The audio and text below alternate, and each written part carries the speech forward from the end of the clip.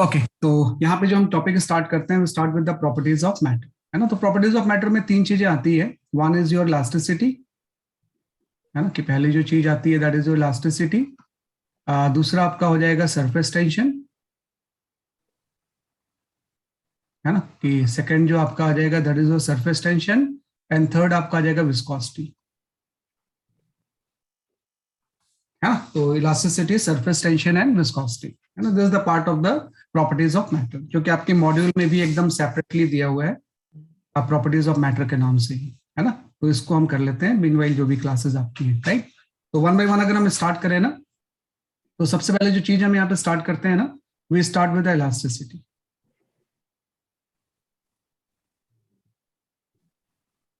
है ना।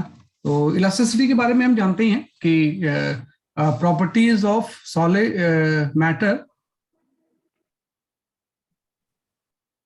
है ना, due to which right, it tries to regain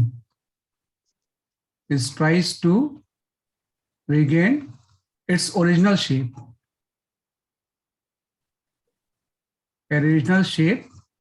once deforming force is removed. Deforming force is removed, है ना, is called elasticity, है ना। ये आपकी बेसिक आपकी इलास्टिसिटी की प्रॉपर्टी हो गई कि property of matter due to which it tries to regain its original shape once deforming force is removed is called the elasticity, है ना। कि आपने कोई फोर्स लगाया, उससे उसमें डिफॉर्मेशन हुआ, जैसे आप फोर्स रिमूव करोगे तो जिस प्रॉपर्टी की वजह से अपने ओरिजिनल शेप में आने की कोशिश करेगा वो, उसी को हम क्या बोलते हैं, इसलिए आपकी इलास्टिसिटी। तो इलास्टिसिटी के कुछ बेसिक टर्म्स होते हैं। सबसे पहला जो टर्म हम यहाँ पे डिफाइन करते हैं, वी डिफाइन द स्ट्रेस, है ना। तो स्ट्रेस जो होता है इसको सिंपल से हम बोलते हैं कि this is the restoring force per unit area, है ना, कि restoring force per unit area, ये जो आपका restoring force per unit area होता है इसी को हम क्या बोलते हैं, इसलिए आपका स्ट्रेस, राइट। तो सिंपल से कॉन्सेप्ट है कि यहाँ पे सपोज आपकी कोई रॉड है ना, और इसके किसी दोनों एंड से हम इसको स्ट्रेच करने की कोशिश करते हैं, है ना, कि दोनों एंड से हम इसको क्या करते हैं, इसलिए आपके स्ट्रेच करने की कोशिश करते हैं। यहाँ पे हम कोई डिफॉर्मिंग फोर्स लगाते हैं, कि जो भी एक्सटर्नल फोर्स है that is also known as a deforming force, है ना, कि एफ फोर्स लगाएंगे तो आपको पता है कि इसके किसी भी क्रॉस सेक्शनल एरिया में इंटरनल फोर्सेज डेवलप हो जाएंगे, है ना। उसी को आप टेंशन भी बोल सकते हो। तो इसके अंदर से आप डिफॉर्मिंग फोर्स लगाओगे ना, तो उसके अंदर एक इंटरनल फोर्स डेवलप हो जाते हैं, इसी को हम बोलते हैं रिस्टोरिंग फोर्स, है ना, कि क्रॉस सेक्शनल एरिया में टेंशन या रिस्टोरिंग फोर्स क्या हो जाएगा, इसलिए आपका डेवलप हो जाएगा, राइट। तो यही restoring force per unit area जो होता है we call it as basically आपका स्ट्रेस। तो जब भी आप स्ट्रेस को डिफाइन करोगे तो इसमें इंटरनल फोर्सेस आपके रिस्टोरिंग डेवलप हो गए, तो restoring force per unit area क्या हो जाएगा, इसलिए आपका स्ट्रेस हो जाएगा, राइट। तो पहला टर्म तो आपका स्ट्रेस हो गया, जो कि restoring force per unit area होता है ना। जो सेकंड टर्म आता है दैट इज योर स्ट्रेन। हाँ बताओ, प्रेशर और स्ट्रेस में डिफरेंस क्या हुआ? किसमें? प्रेशर और स्ट्रेस। हाँ बेटा, प्रेशर में जो आप एक्सटर्नल फोर्स ले रहे हो ना, जी सर। प्रेशर में जब हम फोर्स अप्लाई करते हैं ना, तो वो इंटरनल फोर्स थोड़ी होता है, वो जो फोर्स होता है फोर्स होता है। यहाँ पे जो स्ट्रेस में जो टर्म आ गया है ना, वो इंटरनल रिस्टोरिंग फोर्स है, वो डिफरेंस है ना। डायमेंशनली दोनों, फॉर एग्जांपल जैसे बॉल होती है, उसको जब हम प्रेस करते हैं, कंप्रेस करते हैं, हाँ, उसमें कौन सी फोर्स लग रही है? इसमें जैसे आप एक्सटर्नल फोर्स लगा रहे हो ना, तो इंटरनल जो टेंशन डेवलप होगी इसमें, वो पर यूनिट एरिया वो आपका स्ट्रेस हो जाएगा। लेकिन जब हम प्रेशर यहाँ पे एक्सटर्नल फोर्स लेंगे, तो जब एक्सटर्नल डिफॉर्मिंग फोर्स लेंगे तो वो आपका प्रेशर हो जाएगा जो अप्लाई कर रहे हैं हम इसमें।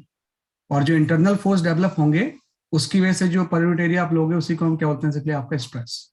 और इसलिए मैंने यहाँ पे बोला हुआ है कि internal restoring force per unit area जो होता है वो स्ट्रेस होता है, simple force per unit area नहीं, है ना। तो ये आपका स्ट्रेस हो गया। स्ट्रेन हम जानते हैं कि जैसे आप फोर्स अप्लाई करोगे इसके डायमेंशन में चेंज आ जाएगा, है ना, कि अगर पहले इसकी कुछ लेंथ थी तो अब इसकी लेंथ में बेसिकली आपका चेंज होकर इसकी लेंथ इंक्रीज हो जाएगी, है ना। किस तरह से लेंथ क्या इंक्रीज होगी, तो इसकी जो फाइनल लेंथ है सपोज आपकी L प्लस डेल्टा L होगी, है ना। तो जो हम यहाँ पे डिफाइन करते हैं स्ट्रेन, स्ट्रेन होता है फ्रैक्शनल चेंज इन, स्ट्रेन को जब भी आप डिफाइन करोगे तो ये आपका हो जाएगा फ्रैक्शनल चेंज इन लेंथ और डायमेंशन।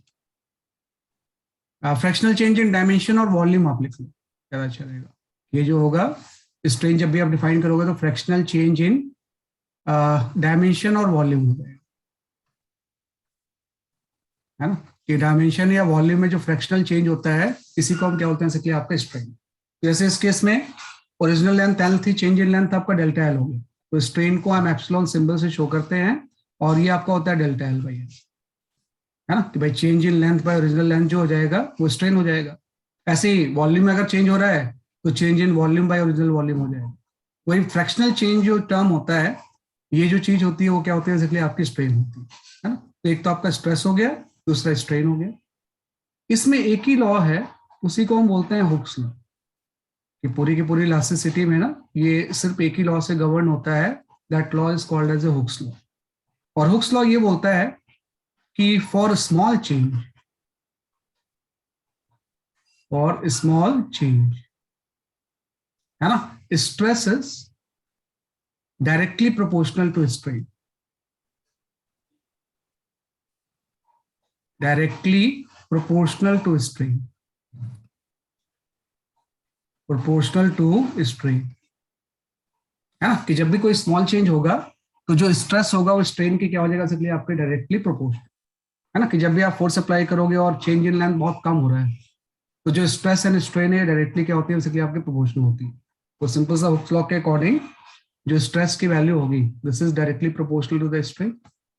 और जैसे आप यहाँ से प्रोपोर्शनल साइन हटाओगे will have to put one constant, है ना। इसी कांस्टेंट को हम नाम देते हैं मॉडुलस ऑफ इलास्टिसिटी। तो ये जो कैपिटल ई मैंने वर्ड यूज किया है ये आपका होता है modulus of elasticity, modulus of elasticity, है ना। तो सिंपल से यहाँ पे एक टर्म आ गया कि इलास्टिसिटी को मेजर करने की जो मेन पैरामीटर होगा वो मॉडुलस ऑफ इलास्टिसिटी होगा, है ना। इलास्टिसिटी जो प्रॉपर्टी है उसी को हम मॉडुलस ऑफ इलास्टिसिटी से क्या करेंगे, बेसिकली आपका मेजर करेंगे। तो यहाँ पे जो टर्म आ गया आपका मॉडुलस ऑफ इलास्टिसिटी, है ना। कि अगर हम बात करें मॉडुलस ऑफ इलास्टिसिटी की,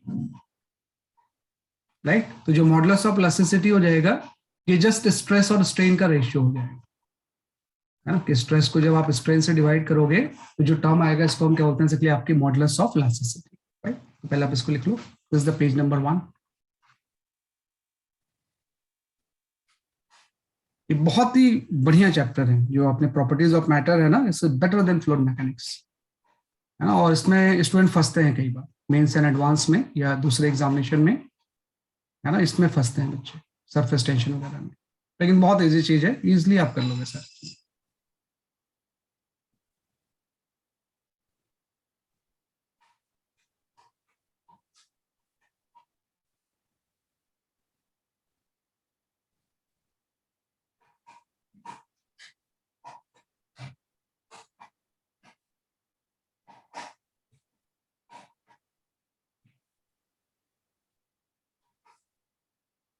ओके, है ना, ये आपने कर लिया। इसके बाद हम आ जाते हैं कि जो मॉडुलस ऑफ इलास्टिसिटी है ना इसकी 3 कैटेगरीज होती है ना। कि 3 तरह से हम मॉडुलस ऑफ इलास्टिसिटी को डिफाइन करते हैं।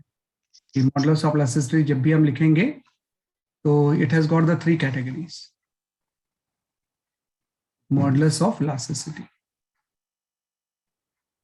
है ना। तो जो मॉडुलस ऑफ इलास्टिसिटी है उसकी अगर हम 3 कैटेगरीज देखें तो जो सबसे पहले इसकी कैटेगरी होती है उसको हम बोलते हैं यंग्स मॉडुलस, है ना। कि सबसे पहले जो इसकी कैटेगरी है we call it as a Young's modulus. दूसरा आपका हो जाएगा शेयर मॉडुलस और तीसरा हो जाएगा इसके लिए आपका बल्क मॉडुलस, है ना। कि 3 कैटेगरी इसकी है। सबसे पहले हम आ जाते हैं इसके लिए आपका यंग्स मॉडुलस, यंग्स मॉडुलस, है ना। तो जो यंग्स मॉडुलस होता है ये एक्चुअली चेंज इन लेंथ को डिस्कस करता है ना। यंग्स मॉडुलस जो होता है this is the resistance to change इन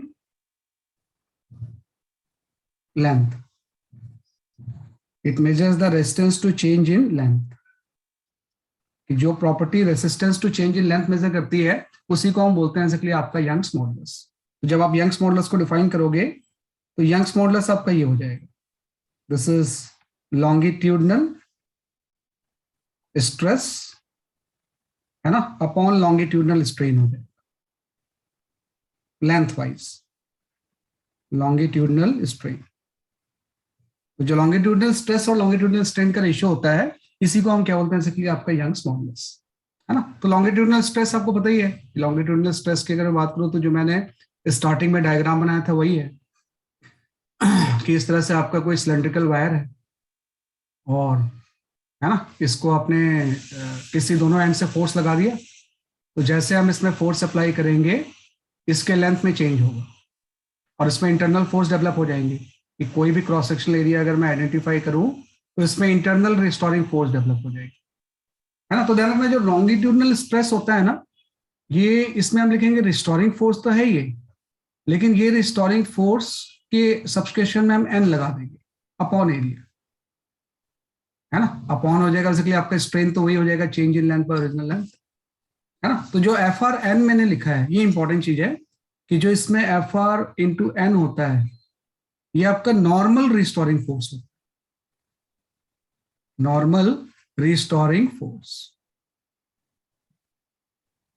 है ना, कि भाई नॉर्मल रिस्टोरिंग फोर्स हो जाएगा कि मतलब जो भी हम क्रॉस सेक्शनल एरिया यहाँ पे ले रहे हैं उसके परपेंडिकुलर जो रिस्टोरिंग फोर्स होगा उसकी हम बात कर रहे हैं, है ना। तो normal restoring force per unit area longitudinal stress होता है और change in length bye original length जो हो जाएगा लॉन्गिट्यूडनल क्या हो जाएगा, स्ट्रेन होगा, है ना। तो आप देखो कि यंग्स मॉडुलस से हमने ये निकाल लिया। अब यहां से अगर मैं थोड़ा सा ध्यान दूं कि भाई ये जो इंटरनल फोर्स डेवलप हुआ है, नॉर्मल रिस्टोरिंग फोर्स, है ना, इसकी जो वैल्यू होगी, एफ आर लिख लेता हूं, नॉर्मल तो होगा ही, तो जो रिस्टोरिंग फोर्स होगा इसकी वैल्यू अगर मैं लिखूं तो ये आपको हो जाएगा Y A by L into change in length,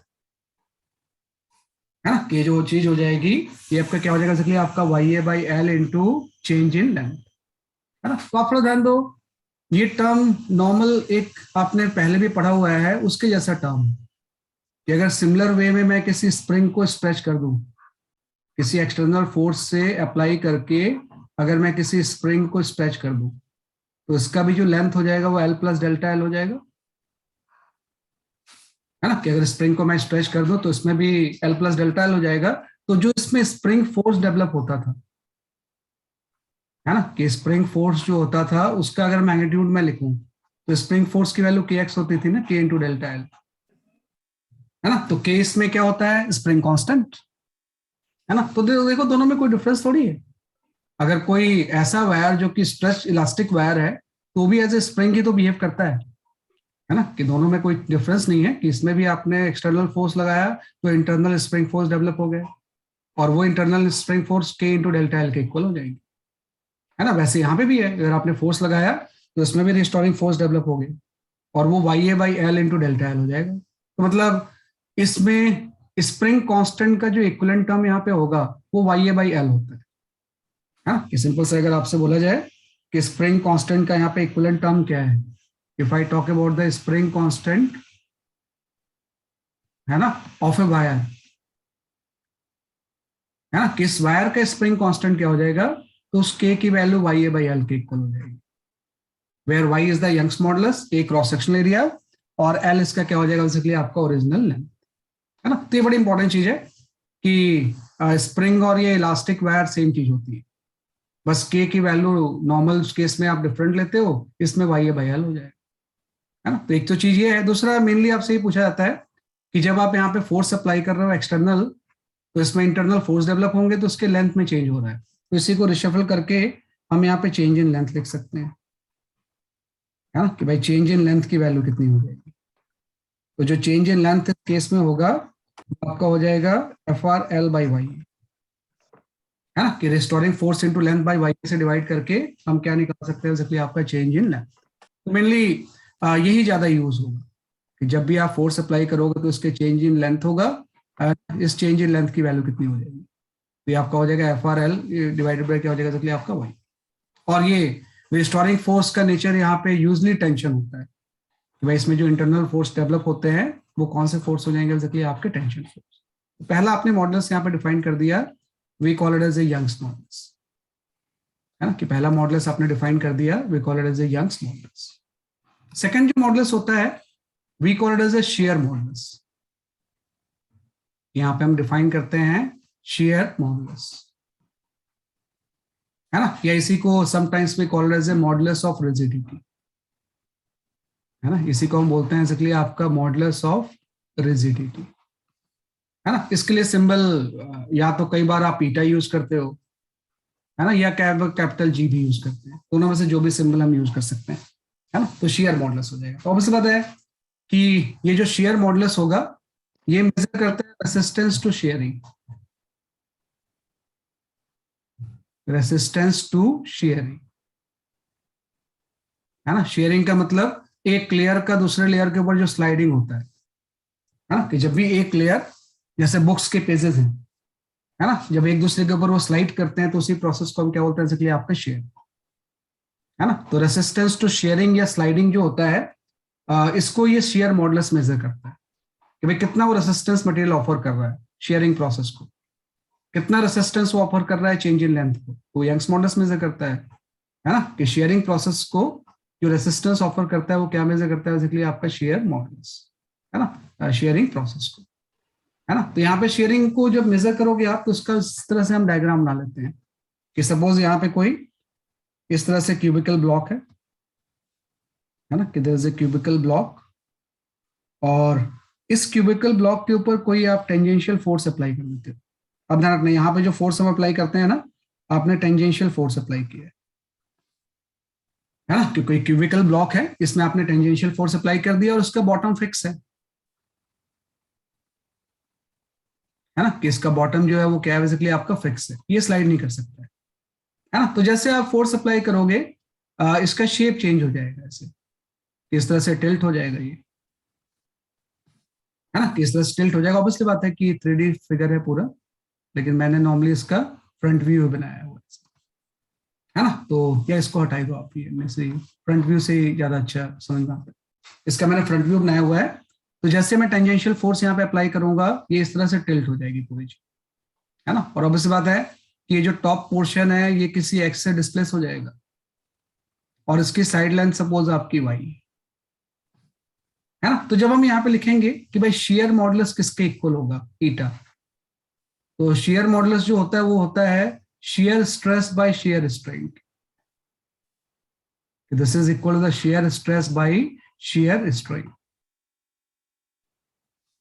है ना। Shear stress by shear strain का जो रेशियो होता है इसी को हम क्या बोलते हैं, इसलिए आपका शेयर मॉडुलस, है ना। तो जो शेयर स्ट्रेस होता है यहाँ पे आप ध्यान रखना, जो इंटरनल फोर्सेस डेवलप होते हैं वो टेंजेंशियल रिस्टोरिंग फोर्स होते हैं, तो रिस्टोरिंग तो होंगे, है ना, लेकिन ये आपके टेंजेंशियल हो जाएंगे बाय एरिया, है ना। किसके टेंजेंशियल, जो भी आप एरिया ले रहे हो उसके टेंजेंशियल।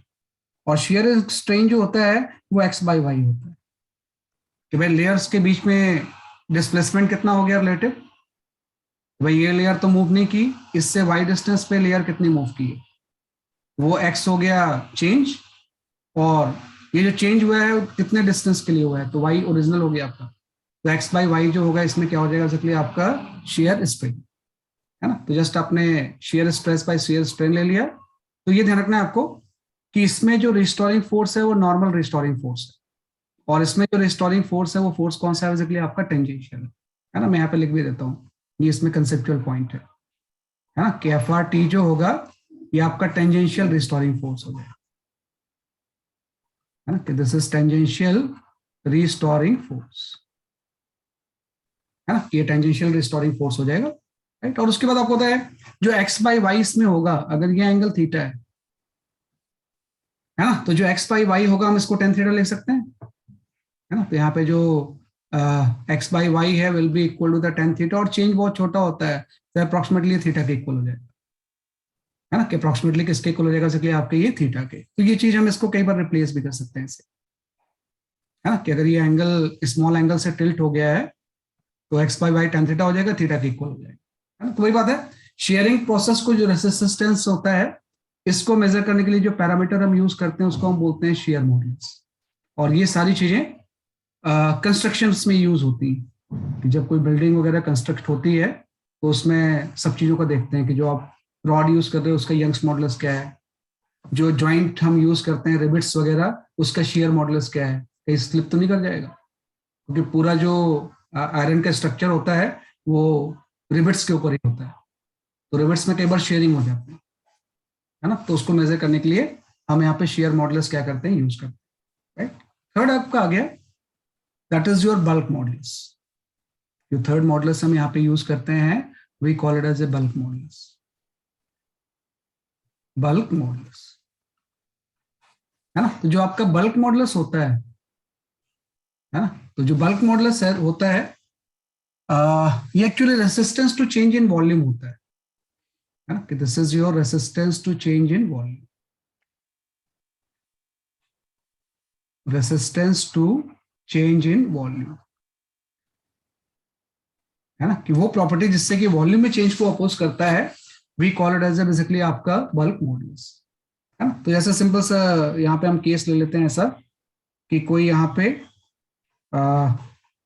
इस तरह से कोई सिलेंडर है ना, कोई सिलेंडर है और इसके ऊपर आपने कोई पिस्टन ले लिया ऐसा, है ना, कि सिलेंडर में आपने कोई पिस्टन इस तरह से टॉप में लगा लिया और इसके अंदर कोई आपने स्फीयर या किसी भी शेप की बॉडी ले ली, स्फेरिकल ही आप ले लो, कोई स्फेरिकल बॉडी है ना, और आपने क्या किया कि इसको इसके अंदर लिक्विड फिल कर दिया, है ना, कि इसके अंदर आपने क्या किया, इनकम्प्रेसिबल लिक्विड फिल कर दिया, कोई भी स्फीयर है, और टॉप से अगर हम कोई यहाँ पे फोर्स अप्लाई करें, है ना, कि यहाँ पे कोई फोर्स अप्लाई करें तो आपको होता है पास्कल्स लॉ के अकॉर्डिंग ये जो प्रेशर अप्लाई करोगे यहाँ पे हर जगह पे ट्रांसमिट हो जाएगा पूरे लिक्विड में, तो जब ये ट्रांसमिट होगा तो ये इक्वली इसको कंप्रेस करेगा हर तरफ से। अब ये प्रेशर आ गया, आप ध्यान रखना कि एक्सटर्नल जब इक्वली कंप्रेशन हर तरफ से होगा तो इसी चीज को हम प्रेशर बोलते हैं, तो उसके ऊपर प्रेशर लगेगा।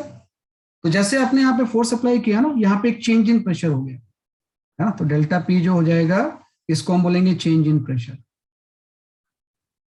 चेंज इन प्रेशर, है ना, कि आपने एक्सटर्नल फोर्स अप्लाई करके इस लिक्विड का प्रेशर को चेंज किया, तो उस चेंज की वजह से इसके ऊपर हर तरफ से प्रेशर लगा, तो आपको तो इसका पूरा का पूरा वॉल्यूम डिक्रीज हो जाएगा ना, अब इसका शेप हो सकता है शॉर्ट एंड कंप्रेस होके अब इसके वॉल्यूम में कोई चेंज आ जाए, है ना, तो हम बोलेंगे भाई इस पूरे केस में एक डेल्टा वी हो गया, डेल्टा वी जो हो जाएगा वो चेंज इन वॉल्यूम हो जाएगा, है ना। तो वही चीज है कि जो बल्क मॉडुलस है ना वो चेंज इन प्रेशर को चेंज इन वॉल्यूम से रिलेट करता है, कि प्रेशर चेंज का वॉल्यूम चेंज से किसी भी बॉडी के ऊपर क्या इफेक्ट होगा, है ना। तो जब भी हम बल्क मॉडुलस यहाँ पे लिखेंगे तो बल्क मॉडुलस के लिए नॉर्मली हम बीटा सिंबल यूज करते हैं, तो बल्क मॉडुलस आपका हो जाएगा volume stress by volume stress, volume stress by volume strain, है ना, इसी को हम क्या बोलते हैं इसके लिए आपका बल्क मॉडुलस। तो जो वॉल्यूम स्ट्रेस होता है ये आपका चेंज इन प्रेशर होता है, कि जो आपने यहाँ पे इस लिक्विड में प्रेशर में चेंज किया वही चीज क्या होती है इसके लिए आपकी वॉल्यूम स्ट्रेस होती है, तो यहाँ पे बल्क मॉडुलस वाले टर्म्स में आप लिख लोगे इसके लिए आपका चेंज इन प्रेशर, और वॉल्यूम स्ट्रेन हो जाएगा change in volume by original volume, और नेगेटिव साइन लगाएंगे क्योंकि वॉल्यूम डिक्रीज हो रहा है ना तो वो इटसेल्फ नेगेटिव होगा, तो उसको पॉजिटिव करने के लिए एक नेगेटिव साइन आ जाएगा, है ना। तो बल्क मॉडुलस इक्वल टू हो जाएगा वॉल्यूम स्ट्रेस का मतलब change in pressure, and volume strain जो हो जाएगा वो change in volume by original volume, है ना। तो इसको बल्क मॉडुलस क्या करेगा इसके आपका रिलेट करेगा, है ना? तो यहाँ से कई बार ये बड़ा फेमस एक्सप्रेशन होता है, इसी को हम स्मॉल चेंज होता है तो ऐसा लिख सकते हैं कि आपका हो जाएगा minus V into D P by D, है ना, कि भाई चेंज अगर स्मॉल है बहुत ही तो minus V into DV by DV क्या हो जाएगा इसके लिए आपका बल्क मॉडुलस, है ना। तो ये चीज बल्क मॉडुलस हो गई, और जो बल्क मॉडुलस का रेसिप्रोकल होता है is called as a compressibility, है ना। तो यहाँ पे हम एक नोट लिख लेंगे कि reciprocal of bulk modulus is compressibility, modulus is compressibility, है ना, कि जो reciprocal of the bulk modulus होगा इसी को हम क्या बोलते हैं कंप्रेसिबिलिटी, तो के आ गया is the reciprocal of the bulk modulus, है ना। तो ध्यान रखना कि जो तीन तरह के मॉडुलस आपने डिफाइन किए, तो स्टार्टिंग में जो इसके ऊपर न्यूमेरिकल्स बनते हैं इसी मॉडुलस के ऊपर ही बनते हैं, है ना, कि Young's modulus, shear modulus and bulk modulus. Shear modulus का बड़ा लिमिटेड सा यूज है, ज्यादातर जो यूज होगा वो यंग्स मॉडुलस एंड आपका बल्क मॉडुलस का यूज होगा, है ना। शेयर मॉडुलस बहुत रेयर क्वेश्चंस में यूज होते हैं, लेकिन फिर भी यूज होगा, है ना। तो इसको आप लिख लो, ये 3 तरह के आपके मॉडुलस हैं।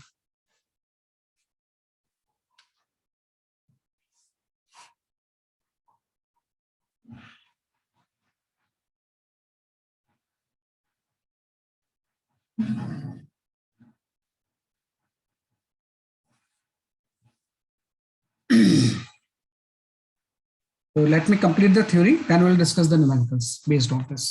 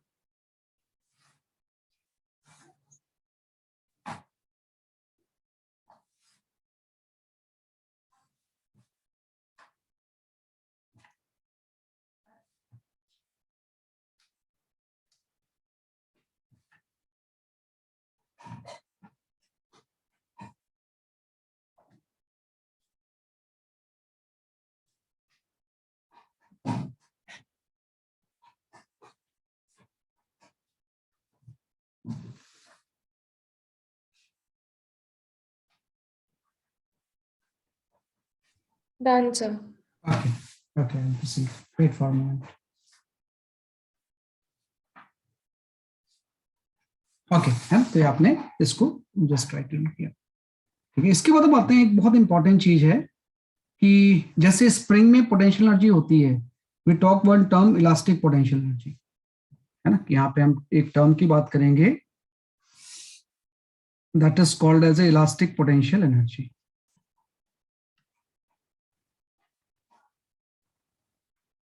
Elastic potential energy, potential energy, है ना। तो यहाँ पे सिंपल से एक कंसेप्ट होता है कि एक पोटेंशियल एनर्जी वर्क है, वर्ड यूज हुआ है। तो पोटेंशियल एनर्जी वर्ड तभी यूज होता है जब किसी इंटरनल फोर्स के अगेंस्ट एक्सटर्नल वर्क हो, है ना। तो जो एनर्जी वर्क हम करते हैं वो एज एनर्जी स्टोर होती है, उसको हम बोलते हैं इलास्टिक पोटेंशियल एनर्जी। तो सिंपल सा हम यहाँ पे बोलेंगे कि external work has to be done, work has to be done, है ना, टू इंक्रीज लेंथ ऑफ, है ना, वायर,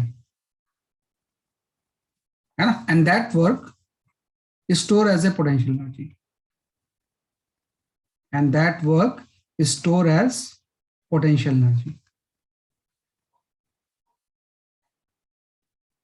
पोटेंशियल एनर्जी, है ना, कि external work has to be done to increase the length of wire and that work store as a potential energy known as elastic potential energy, known as elastic potential energy। इसी को हम क्या बोलते हैं इसलिए आपका इलास्टिक पोटेंशियल एनर्जी,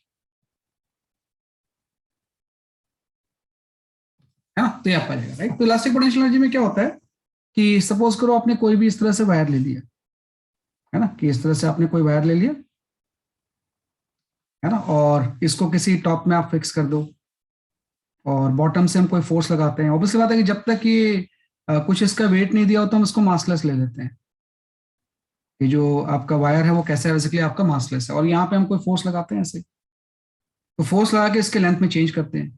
तो जैसे हम एक्सटर्नल फोर्स लगाएंगे ना, इंटरनल फोर्स अपीयर हो जाएंगे इसमें, जो कि चेंज इन लेंथ को अपोज करेंगे। तो अगर आपको इसके लेंथ में इंक्रीज करना है तो कुछ एक्सटर्नल वर्क करना पड़ेगा, और वो वर्क जो स्टोर होगा वो एज ए एनर्जी स्टोर होता है, उसको हम बोलते हैं इलास्टिक पोटेंशियल एनर्जी, है ना। तो वो इलास्टिक पोटेंशियल एनर्जी निकालने के लिए हम जस्ट ये बोलेंगे कि जो इलास्टिक पोटेंशियल एनर्जी यू है this is the external work done, है ना। और जो एक्सटर्नल वर्क डन जो होगा वो इक्वल हो जाएगा integration of F into D x, है ना, कि एफ इंटू डी एक्स क्या हो जाएगा बेसिकली आपका एक्सटर्नल वर्क डन, क्योंकि इसमें जो इंटरनल फोर्सेज है वो वेरिएबल होंगे, क्योंकि जैसे जैसे एक्सचेंज होगा ना वैसे वैसे फोर्सेस की वैल्यू भी क्या होगी बेसिकली आपकी चेंज होगी। मैं ऐसा एज्यूम कर लेता हूं कि इसका ओरिजिनल लेंथ तो एल था, है ना, किसी इंस्टेंट में इसमें चेंज इन लेंथ जो हो चुका है वो एक्स हो चुका है ना, कि भाई एक्स हो चुका है, और जब चेंज इन लेंथ एक्स हो जाएगा तो इसमें कुछ इंटरनल फोर्सेस डेवलप हो जाएंगे, एंड वो इंटरनल फोर्सेस हम जानते हैं कि वो जो इंटरनल फोर्सेस इसमें डेवलप होंगे वो आपका हो जाएगा Y A by L into X. अभी आपने पढ़ा कि भाई internal restoring force Y A by L into X होता है, तो आपने इसको एक्स से अगर स्ट्रेच कर दिया है तो ऑलरेडी इसमें इंटरनल फोर्सेस डेवलप हो गए। अब फर्दर अगर मैं डीएक्स से और डिस्प्लेस करना चाहता हूं तो कुछ मुझे वर्क करना होगा, वही वर्क तो एफ इंटू डी एक्स हो जाएगा, है ना, कि भाई ऑलरेडी एक्स से स्ट्रेच हो चुका है तो इंटरनल फोर्सेस में आ गए। इसके अगेंस्ट मैं फर्दर अगर डीएक्स से डिस्प्लेस करना चाहता हूं तो कुछ वर्क करना पड़ेगा, है ना, तो वो एफ इंटू डी एक्स हो जाएगा, और ऐसे ऐसे वर्क आप करते जाओगे स्मॉल डिस्प्लेसमेंट वाले, है ना। तो total change in length suppose मैं इसमें करना चाहता हूं डेल्टा एल,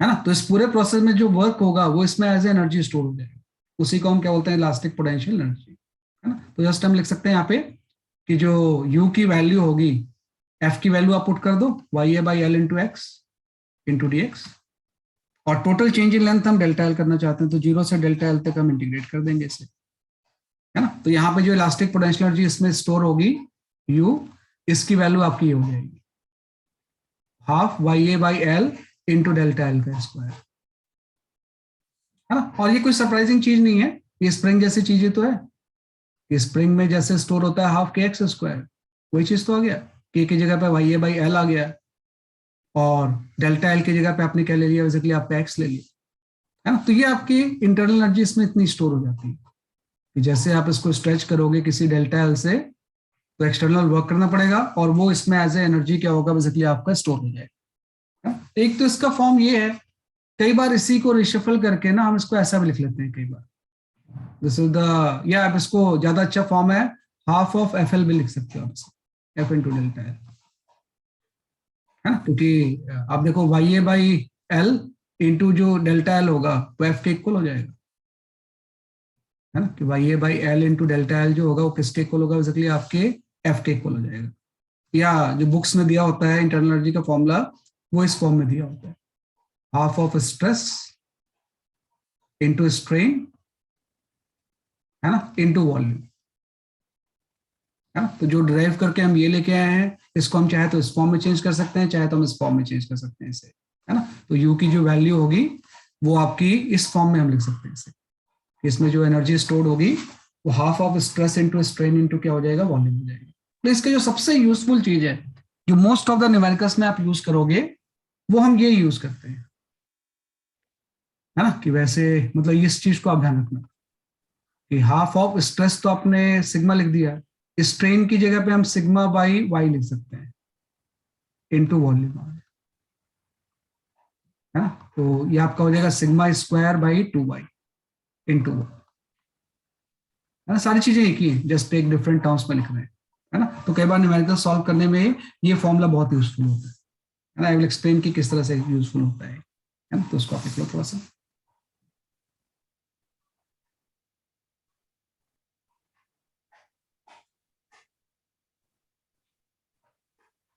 सर तो सर फोर्स हमारा y by A by delta L by L होता है ना?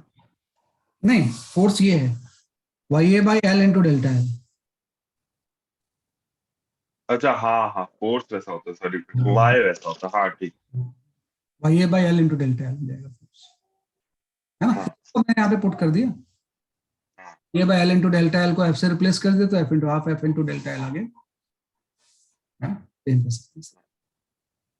तो this is the elastic potential energy stored जब हम किसी भी चीज को खींचते हैं, है ना, जब भी खींचते हैं तो उसके लेंथ में चेंज होगा और इसमें इतनी एनर्जी स्टोर हो जाएगी, उसी को हम बोलते हैं elastic potential energy, we call it as elastic potential energy.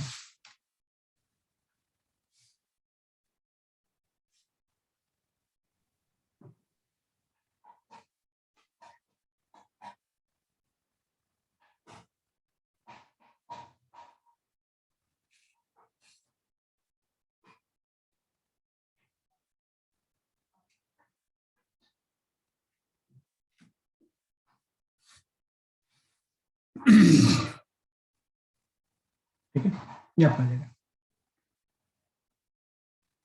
तो ये इलास्टिक पोटेंशियल एनर्जी आप हम आ जाते हैं, एक टर्म आता है we called as a Poisson ratio, है ना, जस्ट एक टेक्निकल टर्म है जो कि आपको जानना होता है, कभी किसी क्वेश्चंस में अगर यूज होता है तो हम इसको यूज कर लेंगे। We called as a Poisson ratio, Poisson ratio, है ना। इसको हम नॉर्मली आप म्यू लिख लो या सिग्मा लिख लो, जिससे भी शो करना चाहते हो कर लो। तो पॉइजन रेशियो जो होता है ये आपका होता है lateral strain by longitudinal strain,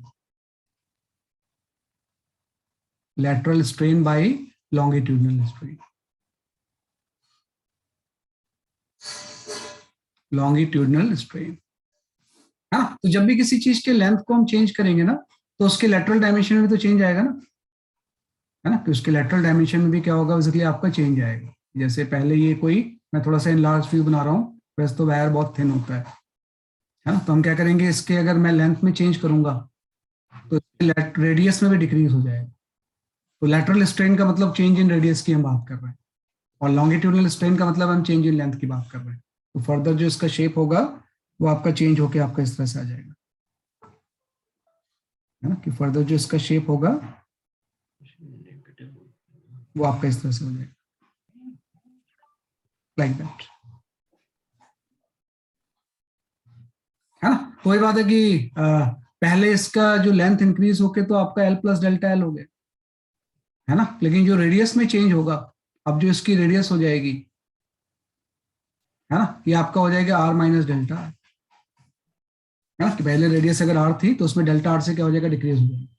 तो lateral strain by longitudinal strain का जो रेशियो होता है इसी को हम बोलते हैं Poisson ratio.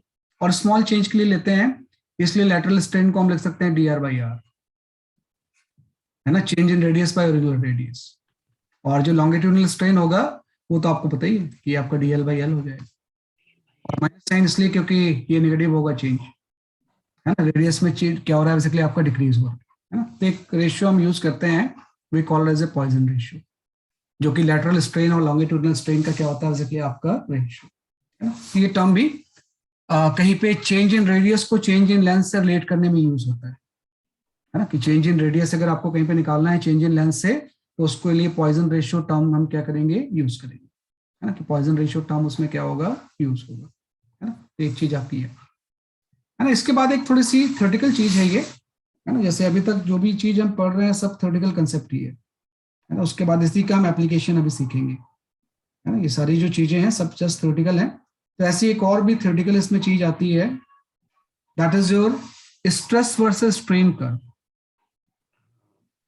We talk about the stress versus strain curve, है ना, for ductile material, ductile material, है ना। कि कोई भी अगर डक्टाइल मटेरियल में ले लूं तो उसका जो स्ट्रेस वर्सेस स्ट्रेन कर्व कैसा हो फॉर डक्टाइल मटेरियल, है ना। तो डक्टाइल मटेरियल मतलब जिसको हम वायर में फॉर्म कर सकते हैं, है ना। तो डक्टाइल मटेरियल का जो स्ट्रेस वर्सेस स्ट्रेन कर्व होता है, कोई भी वायर हो, चाहे एल्युमिनियम हो, स्टील हो, है ना, गोल्ड हो, सिल्वर हो, इसका nature almost stress versus strain curve same ही होता है ना। कि यहाँ पे वाई एक्सिस के लॉन्ग अगर मैं स्ट्रेस प्लॉट करूं और एक्स एक्सिस के लॉन्ग अगर मैं स्ट्रेन प्लॉट करूं, है ना, तो स्टार्टिंग में ये जो कर्व होगा ना वो स्ट्रेट लाइन होता है ना। उसके बाद स्लाइटली यहाँ पे बैंड होगा ऐसे, और उसके बाद आपका ये आ गया लाइक दैट। कि most of the ductile material के लिए ये वैल्यूज चेंज होती रहेंगी, लेकिन नेचर ऑफ शेप जो होगा ऑलमोस्ट सेम रहेगा। तो यहाँ पे जिस पॉइंट तक ये कर्व होता है, इस पी पॉइंट को हम बोलते हैं प्रोपोर्शनलिटी लिमिट, है ना। कि प्रोपोर्शनलिटी लिमिट, है ना। कि जिस लिमिट तक ये स्ट्रेट लाइन रहेगा we called as a proportionality limit. इसके बाद आप देखो कि ये कर्व हो गया है, प्लेन बॉडी में इलास्टिक प्रॉपर्टी होती है ना। तो इसको हम बोलते हैं, वाई को हम बोलते हैं yield point, yield point, yield point, point up to which, है ना, बॉडी रिगेन इट्स शेप। जब तक वो रिगेन करती है तब तक जो पॉइंट होता है उसको हम क्या बोलते हैं, यील्ड पॉइंट। इसका जो पीक होता है, this is called as a U या अल्टीमेट स्ट्रेस। अल्टीमेट स्ट्रेस है ना, अल्टीमेट स्ट्रेस ये होता है मैक्सिमम स्ट्रेस है ना, a body withstand without breaking है ना, कि ब्रेकिंग के पहले मैक्सिमम स्ट्रेस जो सस्टेन कर सकती है उसी को हम बोलते हैं अल्टीमेट स्ट्रेस है ना। तो ये बड़ी चीज होती है, ये आपको मटेरियल की दी होती है कि जैसे स्टील है, इसका अल्टीमेट स्ट्रेंथ इतना है सिग्मा यू। हम स्टील का अगर वायर कहीं पे यूज कर रहे हैं तो उसके बियॉन्ड इसमें स्ट्रेस को इंक्रीज नहीं करेंगे है ना। हर मटेरियल का आपको अल्टीमेट स्ट्रेस आपको दिया होता है ना। और अब बात है, इसके बियॉन्ड जब हम जाएंगे तो यहाँ पे कहीं पे ब्रेकिंग पॉइंट आ जाएगा है ना। तो बी जो होता है this is called as a breaking point, जिसपे वो ब्रेक हो जाएगा है ना। तो B is called as a basically आपका ब्रेकिंग पॉइंट है ना। तो आप देखो कि अल्टीमेट स्ट्रेस और ब्रेकिंग पॉइंट में फिर भी गैप है ना। तो अगर अल्टीमेट स्ट्रेस और ब्रेकिंग पॉइंट में कुछ गैप है तो तभी ये डक्टाइल मटेरियल होता है। अगर ये ब्रिटल होता तो क्या होता? गैप दोनों कोइंसाइड कर जाते हैं। सेम कोइंसाइड करते मतलब हैं। कोई यू और बी ऑलमोस्ट बहुत क्लोज होते हैं है ना। ब्रिटल मटेरियल में यू एंड बी जो होते हैं वो क्लोज होते हैं। तो जो डक्टाइल मटेरियल होता है ना, दोनों में डिफरेंस यही है कि डक्टाइल में ultimate and breaking point are far apart तभी तो हम उसका वायर बना सकते हैं, बहुत होता रहेगा, ब्रेक नहीं होगा। और जो ब्रिटल मटेरियल होता है ना, कि अगर मैं ब्रिटल मटेरियल की बात करूं तो U and B are close U and B जो होंगे ये क्या होते हैं, जैसे कि आपके क्लोज होते हैं है? तो ये आपको होता है stress versus strain curve for ductile material. तो थियोरेटिकली आपको इलास्टिसिटी में इतनी चीजें जाननी होती है ना, लेकिन एप्लीकेशन तो उसकी बहुत वाइड है राइट। तो पहले आप इसको लिख लो।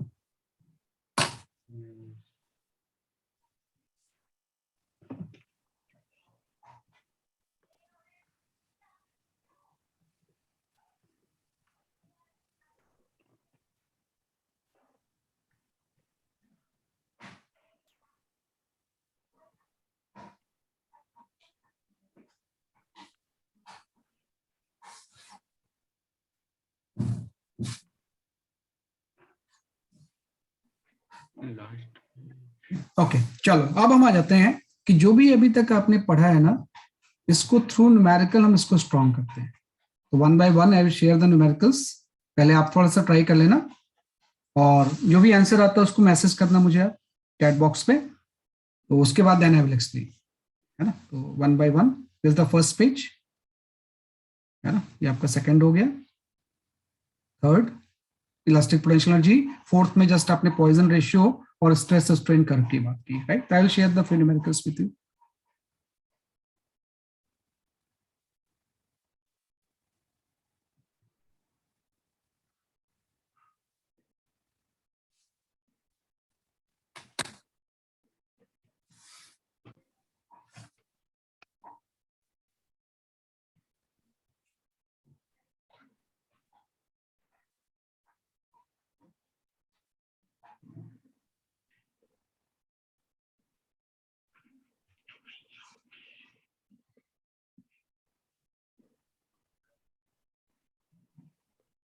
Wait for it.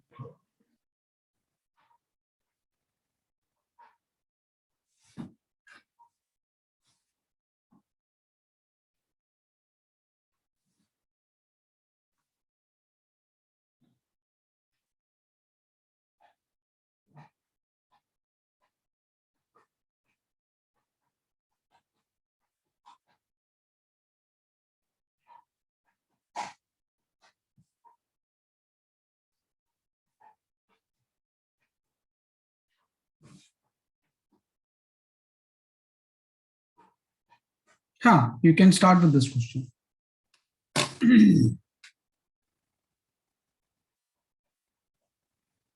या ज्यादा अच्छा होगा ना, पहले आप इससे करो।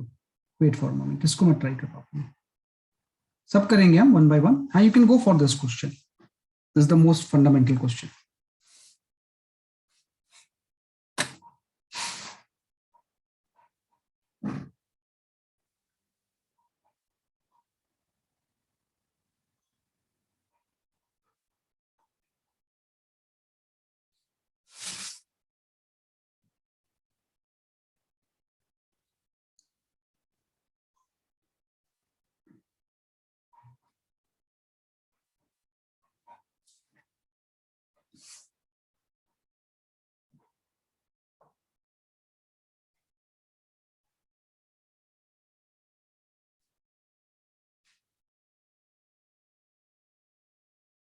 टेंसाइल स्ट्रेस में लॉन्गिट्यूडनल की दो कैटेगरी होगी, टेंसाइल एंड कंप्रेसिव.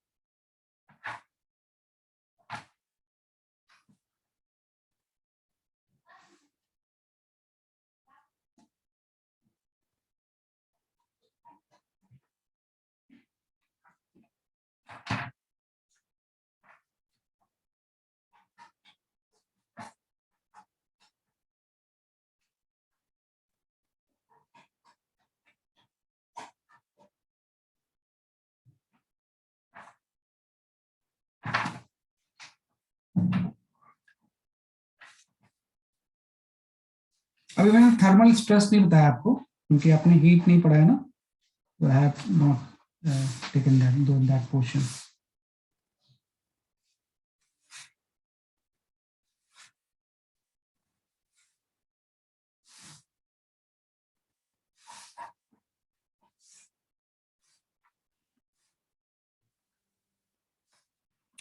ओके, मैं इसको एक्सप्लेन करता हूँ, है ना, थोड़ा सा. चैट में लिखना है आंसर. क्या चीज बोलूं बेटा? आंसर चैट में लिखना है ना? हाँ, आंसर चैट में लिख दो. पर काफी लंबा, मतलब लंबा नहीं है, हाँ, ये इसमें 4 है. हाँ, बिल्कुल सही, बिल्कुल सही है. इसका आंसर कोई ऑप्शन नहीं है ना, तो थोड़ा लिखने में मुश्किल हो जाएगा, है ना.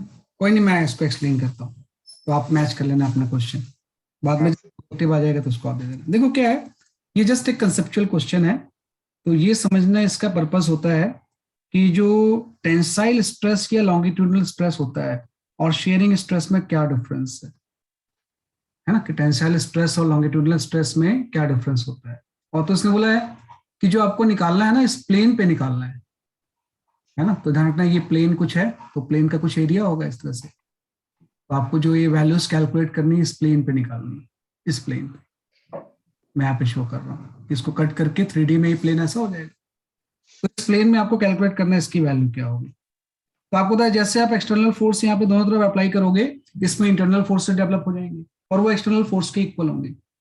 यहाँ पे फोर्स डेवलप हो जाएगा, दोनों तरफ हो जाएगा, आप किसी भी एक साइड कर लेंगे, है ना. अब हम ध्यान देंगे, what is the tensile stress. Tensile stress का मतलब हो जाएगा लॉन्गिट्यूडनल स्ट्रेस. तो टेंसाइल स्ट्रेस होता है normal force per unit area. कैसा फोर्स लेते हैं जो कि जो क्रॉस सेक्शनल एरिया जिसमें हम निकाल रहे हैं उसके नॉर्मल होता है ना। तो एफ को आप रिजॉल्व कर दोगे तो आपको होता है कि एफ का ये वाला जो कंपोनेंट हो जाएगा, है ना, इसमें वर्टिकल से आपका एंगल है ना, इस तरह से ये वाला जो एंगल होगा, है ना, ये वाला एंगल आपका थीटा हो जाएगा। तो एफ के जो दो कंपोनेंट हो जाएंगे, ये वाला कंपोनेंट आपका आ जाएगा एफ साइन थीटा, है ना, और इसके अलोंग जो कंपोनेंट आ जाएगा, नहीं, ये कॉस थीटा हो जाएगा। ये वाला कंपोनेंट होगा, ये क्या हो जाएगा इसलिए आपका एफ कॉस थीटा, क्योंकि ये एंगल थीटा है तो ये वाला एंगल थीटा हो जाएगा ना, है ना, कि परपेंडिकुलर के बीच में एंगल थीटा हो जाएगा। तो ये आपका हो जाएगा एफ कॉस थीटा, और जो इस डायरेक्शन में कंपोनेंट आ जाएगा वो आपका हो जाएगा एफ साइन थीटा। तो चूंकि इसमें नॉर्मल फोर्स लेना है तो यहाँ पे एफ कॉस थीटा आपने ले लिया, है ना। ये क्या हो गया बेसिकली आपका, जब टेंसाइल स्ट्रेस हम निकाल रहे होंगे, है ना, कि टेंसाइल स्ट्रेस, तो normal force per unit area होता है। तो जो भी फोर्स का कंपोनेंट एरिया के परपेंडिकुलर उसको ले लिया। आप थोड़ा सा ध्यान देना, यहाँ पे एरिया भी ये वाला ए दिया हुआ है ना आपको, दिस एरिया, ये सबसे इंपॉर्टेंट चीज है कि दिस एरिया इज ए, तो यहाँ पे एरिया भी आपको चेंज करना पड़ेगा। ये वाला एरिया जो होगा हम ले लेंगे इसे ए डैश, हाँ, ये वाला एरिया अगर ए है तो ये वाला एरिया क्या हो जाएगा, इसलिए आपका ए डैश हो जाएगा, और ए डैश एंड ए में रिलेशन हो जाएगा। हम लिख देंगे जो ए डैश कॉस थीटा होगा ना वो ए इक्वल होगा, है ना, ये इंपॉर्टेंट चीज है इसमें। तो ए डैश की वैल्यू यहाँ पे ए बाई कॉस थीटा हो जाएगी, ये इंपॉर्टेंट चीज होता है।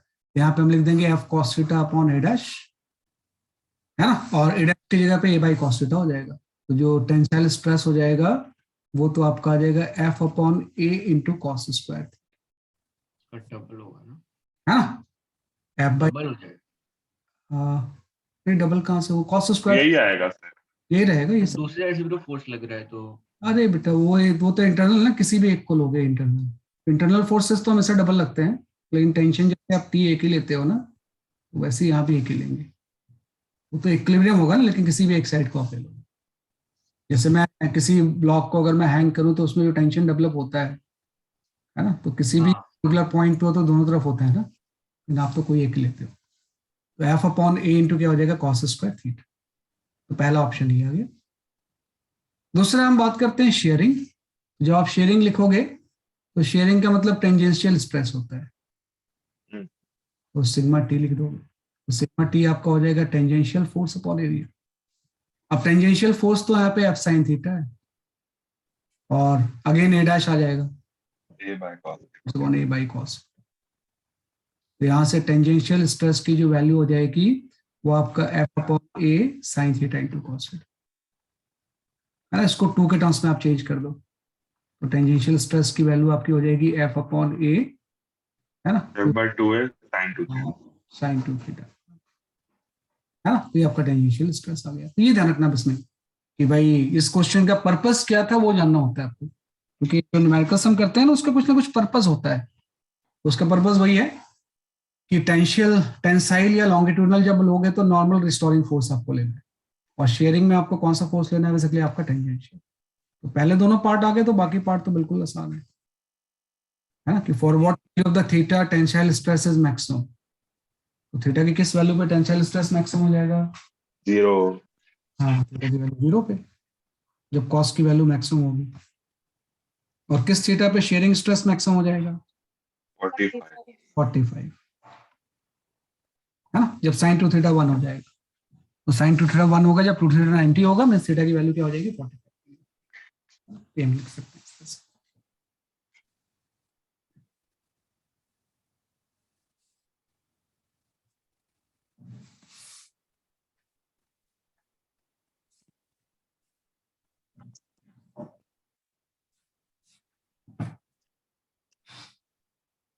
Then you will do a set of question that is must for this chapter, particular topic, क्योंकि करना ही करना है आपको हर क्वेश्चंस को।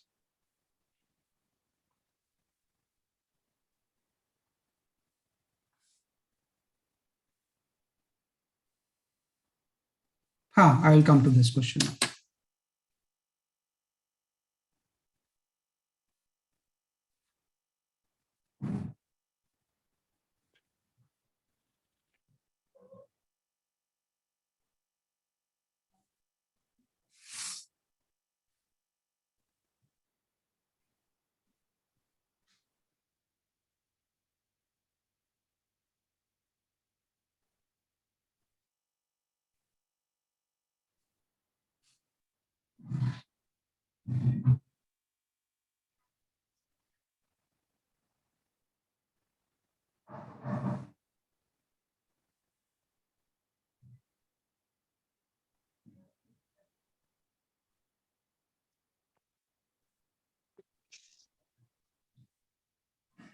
जो भी आपका आंसर आता है यू कैन चैट बॉक्स में मैसेज कर दो मुझे।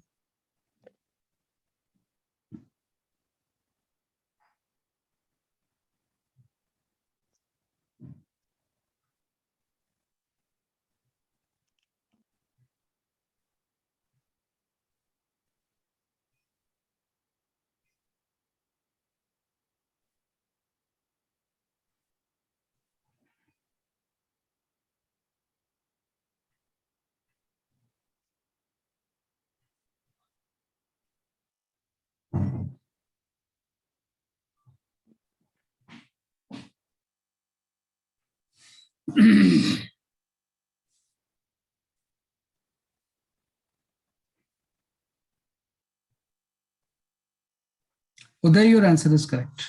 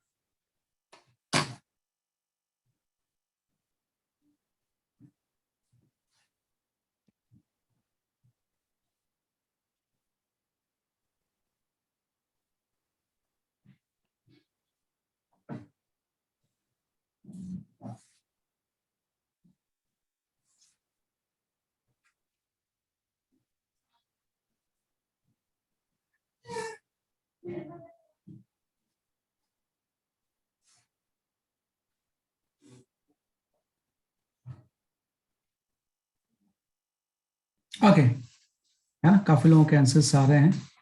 मेरा आंसर मेरे पास अभी तक एक ही सही आया है जो मैंने नाम लिया, बाकी जो भी आंसर्स है ना वो सही नहीं है।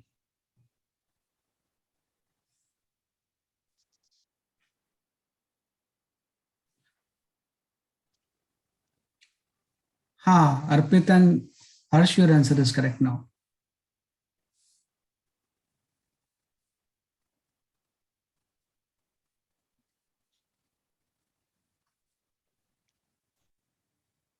हाँ, Bhumisha, your answer is now correct. Shreya, सही है आपका आंसर, बिल्कुल सही। अब आपके सबके सही आंसर आ रहे हैं। पहले जो आंसर हम देते हैं ना, इसमें कई बार 1 देने की कोशिश करते हैं, बड़ा पॉपुलर क्वेश्चन है ये, लेकिन ए आंसर सही नहीं है, बी आंसर इज करेक्ट। हाँ, देखो क्या, ए आंसर भी एक आंसर है लेकिन वो इसका आंसर नहीं है। वो क्या होता है, जब किसी मास्टलेस स्ट्रिंग से, मास्टलेस रॉड से अगर मैं वेट हैंग करूं तो उसका आंसर है। यहाँ पे आप कोई मास्टलेस रॉड ले लो ऐसे, है ना, और मास्टलेस रॉड में आप क्या करो कि इसके एंड में आप एक वेट हैंग कर दो। यहाँ पे आपने एक वेट हैंग कर दिया, M mass, and this is massless, आपका मासलेस है। तो इसमें कितना चेंज इन लेंथ होगा, तो हम जानते हैं चेंज इन लेंथ की वैल्यू क्या होती है, restoring force into length by Y, है ना। इसमें रिस्टोरिंग फोर्स टेंशन ही तो है, तो यहाँ पे आपका आ गया tension into length by Y आ गया, है ना। तो आपको पता है कि अगर ये मासलेस है तो इस पूरे में टेंशन सेम ही तो होगा, और टेंशन की जो वैल्यू होगी वो किसके इक्वल हो जाएगा, इसलिए आपके वेट के।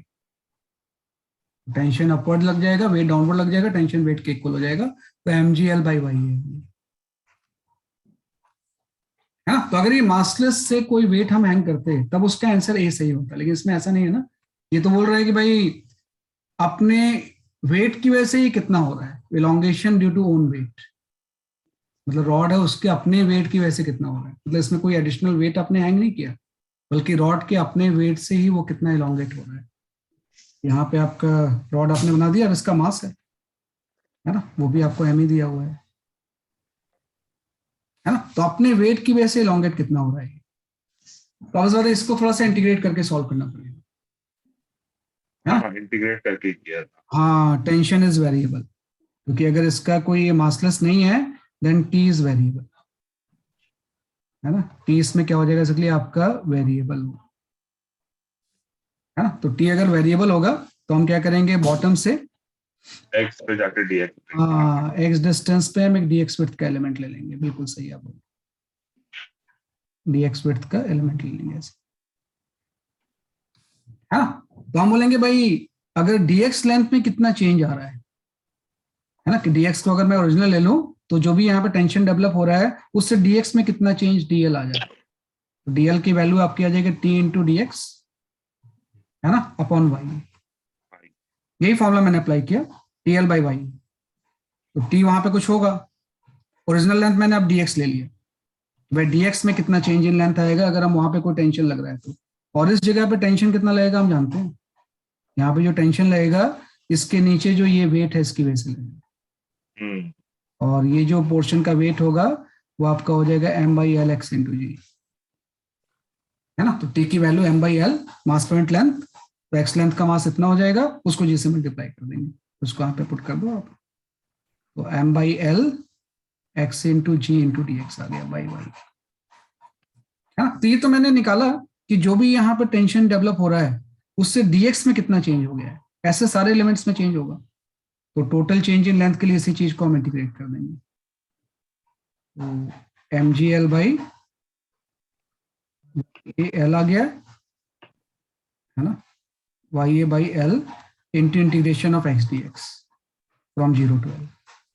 तो जब हम करेंगे तो जो ये वाला आंसर आया था इसका हाफ आ जाएगा, M G L by 2 Y A आ जाएगा, है ना। तो ध्यान रखना कि अगर मास्कलेस में वेट हैंग करेंगे तो M G L by Y A होता है, लेकिन अपने वेट की वजह से चेंज इन लेंथ होता है वो M G L by 2 Y A, मतलब बेसिक कंसेप्ट इस तरह से हम इसको सॉल्व करेंगे, है ना। तो इसका सोल्यूशन हो गया।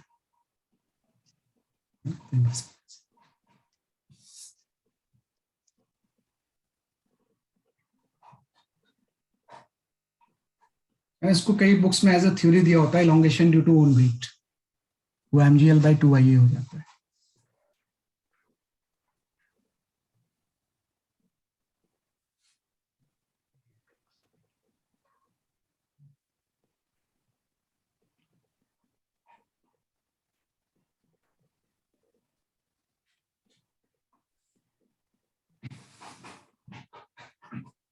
Okay, you can go for this question.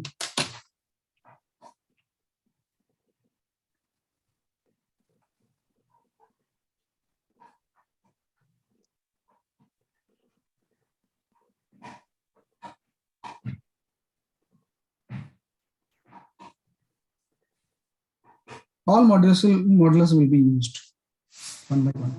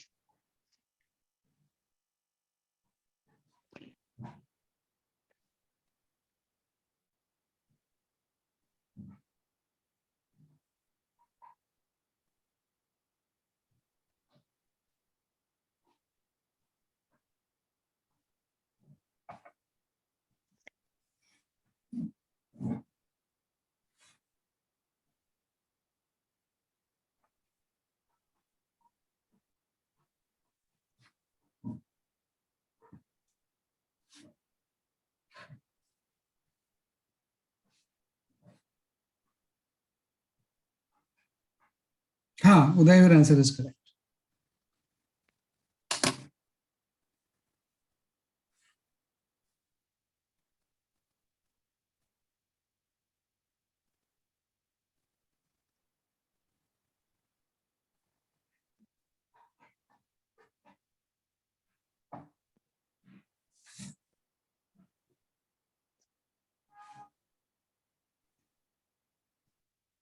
Harsh, your answer is correct.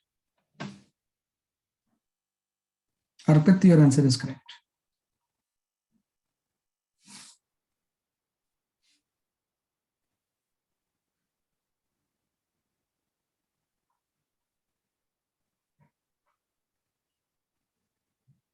Momisha, your answer is correct.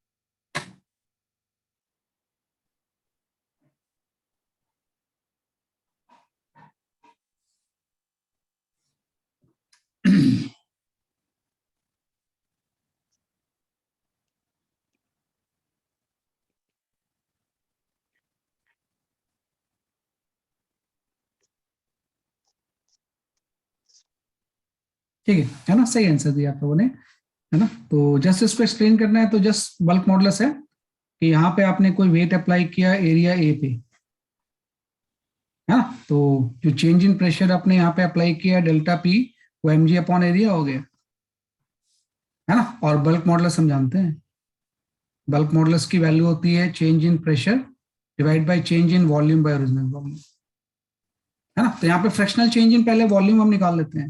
What is the fractional change in volume?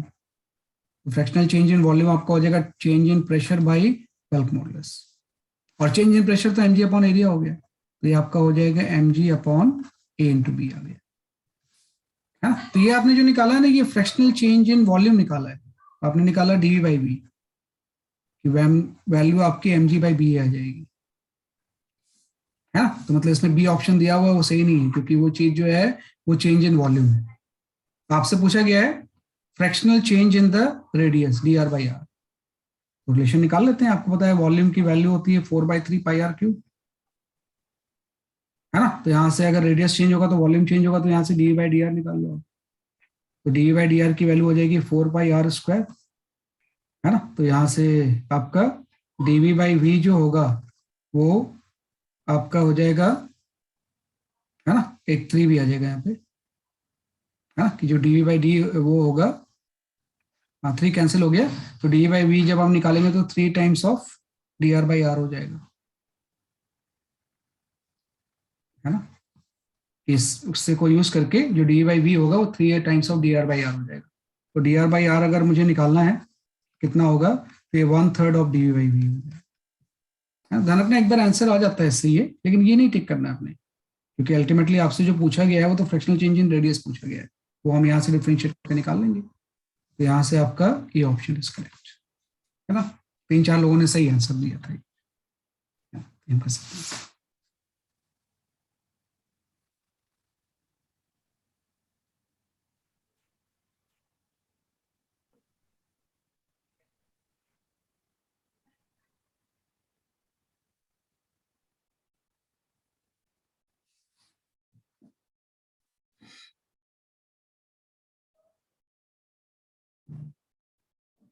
ठीक है, तो ये आपका आ गया mg बाई 3ab आ गया, है ना। तो ये option is correct option. Okay, you can go for this question.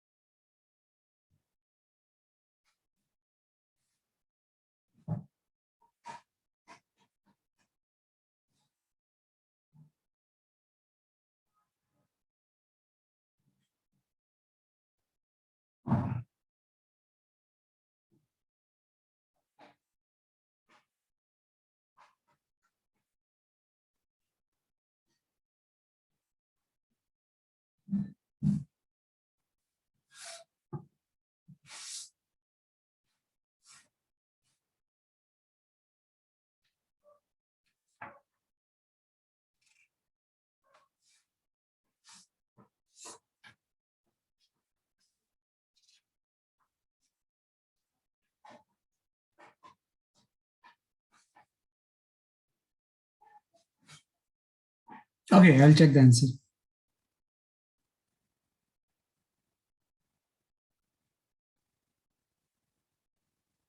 हाँ, हर्ष जैन, वंदना and Uday, your answer is correct.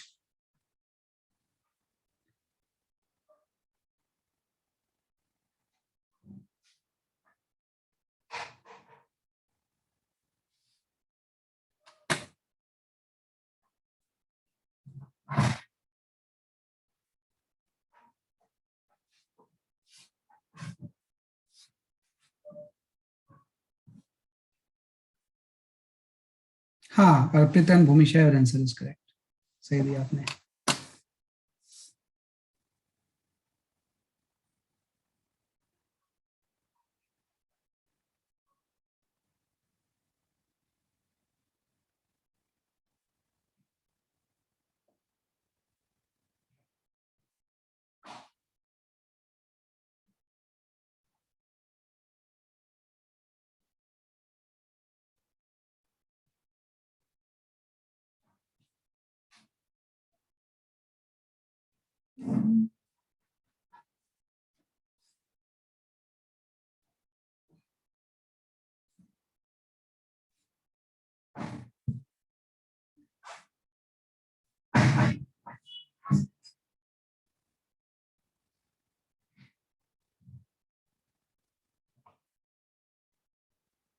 है ना, सही आपका answer. Answer given is a, option is correct. है ना, कैसे कर रहे हो आप इसे सॉल्व आप लोग? सर वही dx में हम लोग एक dl का चेंज लेंगे और फिर हम लोग टेंशन एट वो पॉइंट जो ले रहे हैं वो निकालेंगे, तो वो होएगा 3f minus 2f by l into x और सही. उसको फिर इंटीग्रेट कर देंगे. बिल्कुल और सही. एक्सेलरेशन कांस्टेंट और टेंशन का डिफरेंस भी सेम ही रहेगा. हाँ, एक्सलेशन का क्या है बेसिकली आपका? सर बीच में जो टेंशन का डिफरेंस होगा हाँ, और वो ही फोर्सेस का डिफरेंस होगा, मतलब जो नेट फोर्स होगा ना उसके डायरेक्शन में होगा टेंशन का डिफरेंस. सही बात, सही बात, सही टेंशन बात, सही क्योंकि बात. एक्सेलरेशन कांस्टेंट है स्टेडी स्टेट की वजह से. बिल्कुल सही. जो टेंशन बीच में जो टेंशन का डिफरेंस होगा वो सेम ही होगा. बिल्कुल सही आप बोल रहे हो. बिल्कुल सही आप बोल रहे हो. मतलब इनडायरेक्टली जो भी प्रोसेस है उससे ये आंसर आपका आ जाएगा. F1 बाई F2 प्लस, है ना, यहाँ पे हाँ एफ आपका L by L by Y सीधे ही आ जाएगा. है ना, कि अगर एक फोर्स को मैं F1 ले लूं और इसको अगर मैं F2 ले लूं, है ना, तो change in length in general F1 by F2 by 2 आ जाएगा, L बाई वाई आ जाएगा. है ना, तो उसको पुट कर दो आप यहाँ पे, तो चेंज इन लेंथ स्केल्स में जो हो जाएगी. वैसे आपका बेसिक सही है कि थ्रू इंटीग्रेशन ही करके, ये भी चीज इंटीग्रेशन के थ्रू ही आई है. और जो दूसरा कंसेप्ट आपने बताया वो भी सीख है आपका. है ना, तो उसी से ये चीज आ गई है. तो F1 की वैल्यू आप पुट कर दो यहाँ पे, F पुट कर दो, इसको आप 2F 3F पुट कर दो, बाई 2 ले लो इंटू L बाई वाई ले लो. तो यहाँ से अल्टीमेटली 2F बाई वाई है इंटू L. हाँ सही है आंसर. है ना, तो बेसिक्स से यूज करके यही चीज विल गेट. है ना, तो उसको एज ए फॉर्मूला भी हम ट्रीट कर सकते हैं. है ना, कि इसको हम कैसे ट्रीट कर सकते हैं, एज ए फॉर्मूला भी ट्रीट कर सकते हैं. है ना, कि दोनों तरफ से अगर फोर्स लग रहा है तो इस तरह से we can find out the change in length. है ना, चेंज इन लेंथ हम कैलकुलेट कर सकते हैं.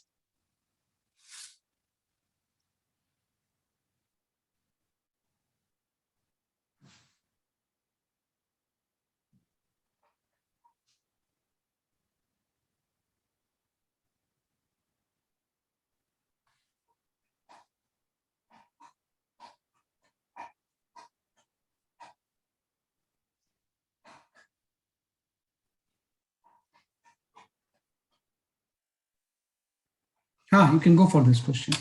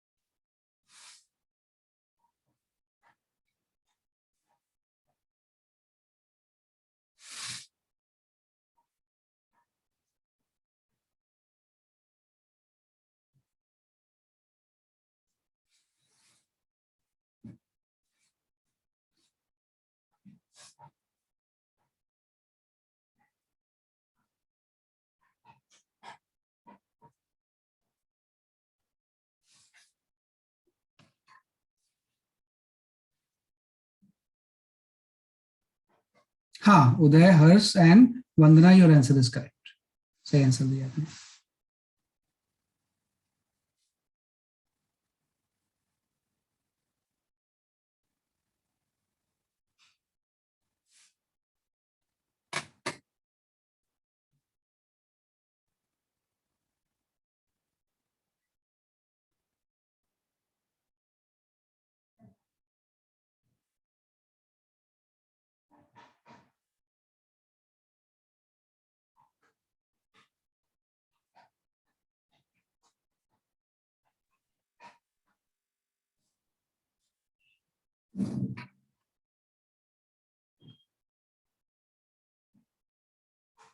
हाँ, Saurabh, Bhumisha, your answer is correct.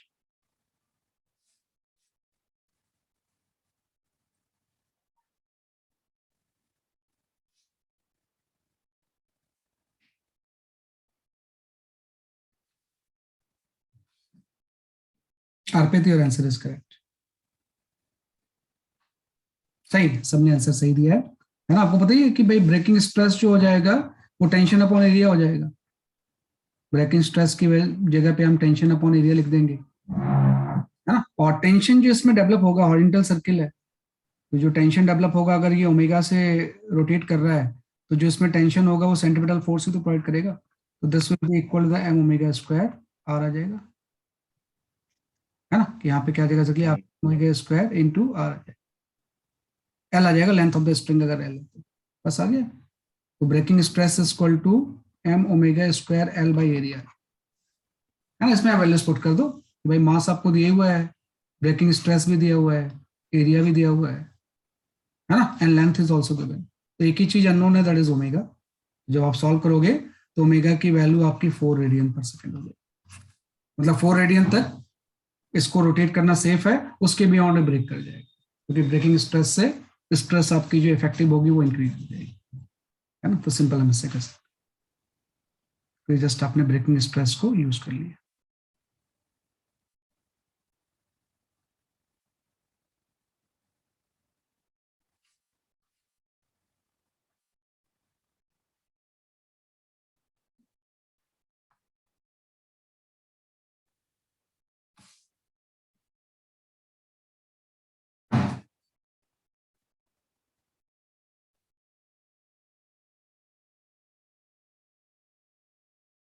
हाँ, you can go for this question.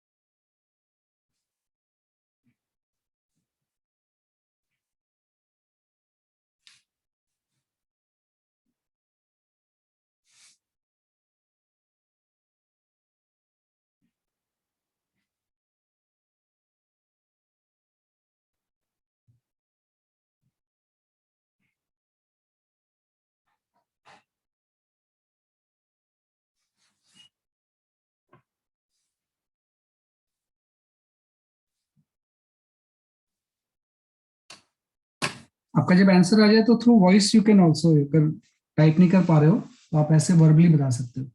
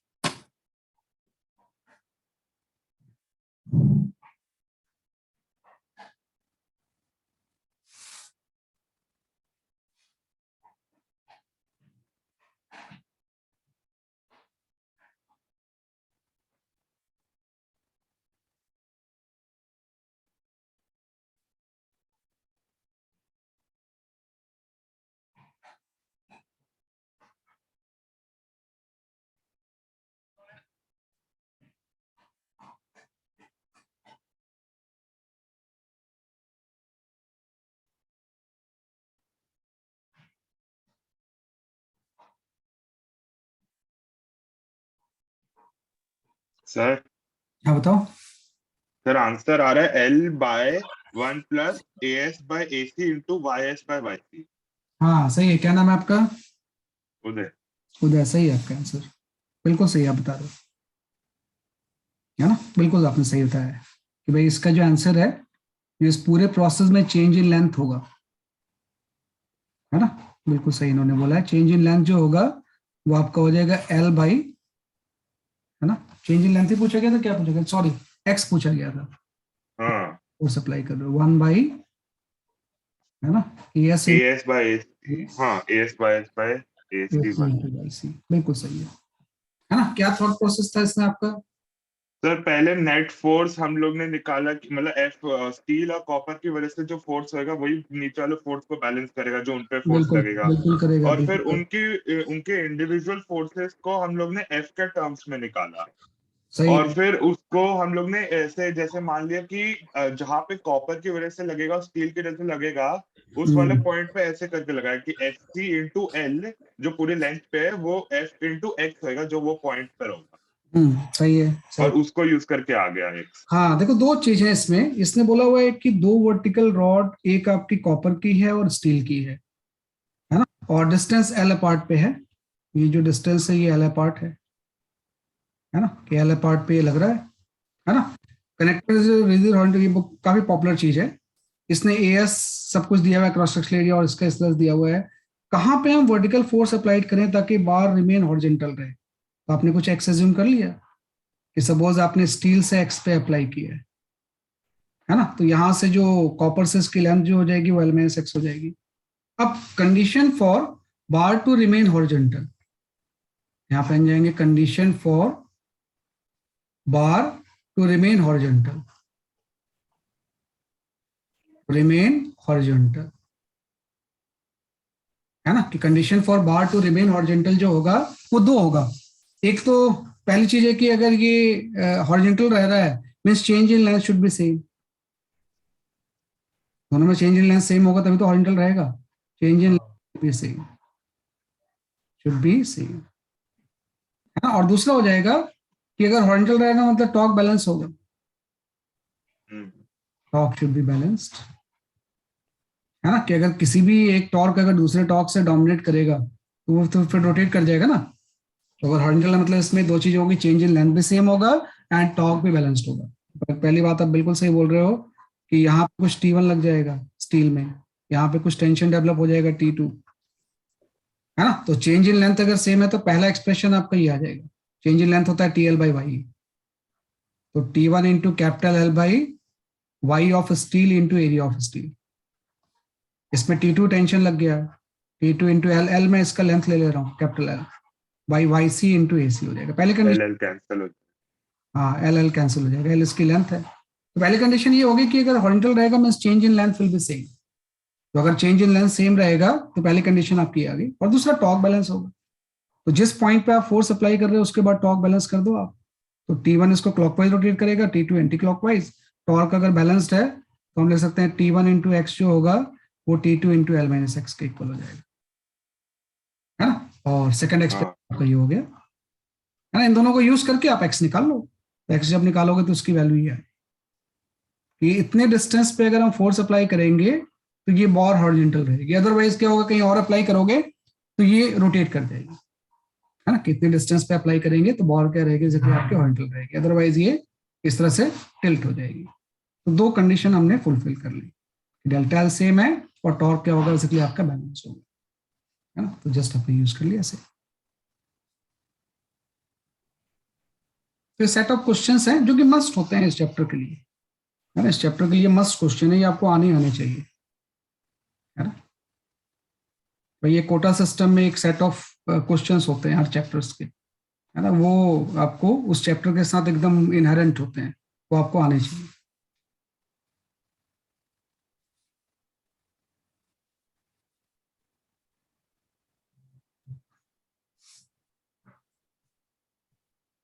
ठीक है, ये आपका आगे इस तरह से चलो,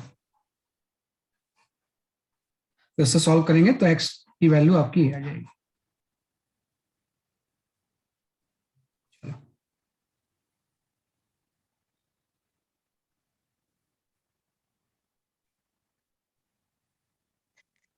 हाँ, you can go for this question.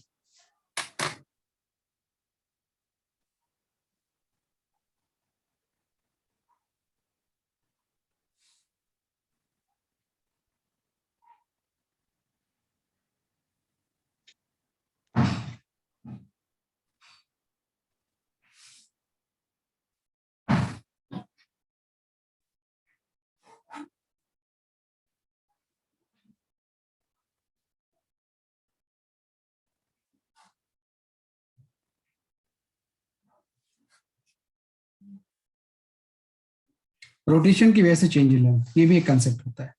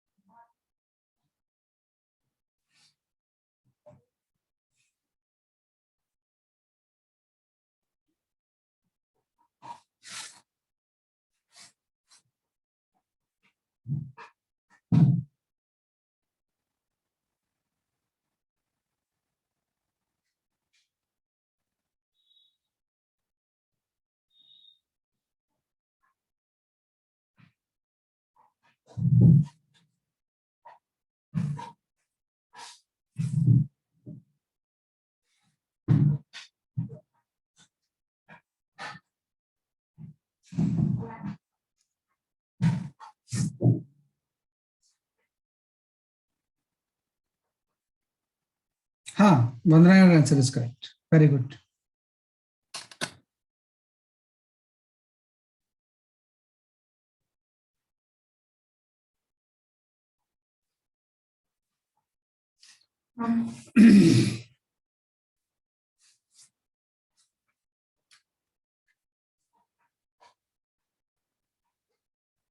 Bhumisha, your answer is correct.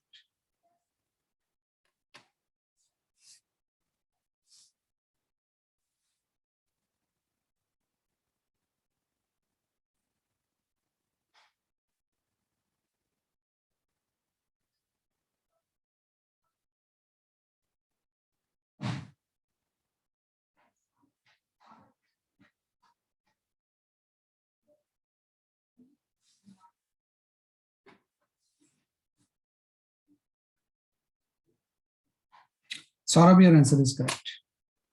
उदय से आपका आंसर सही है.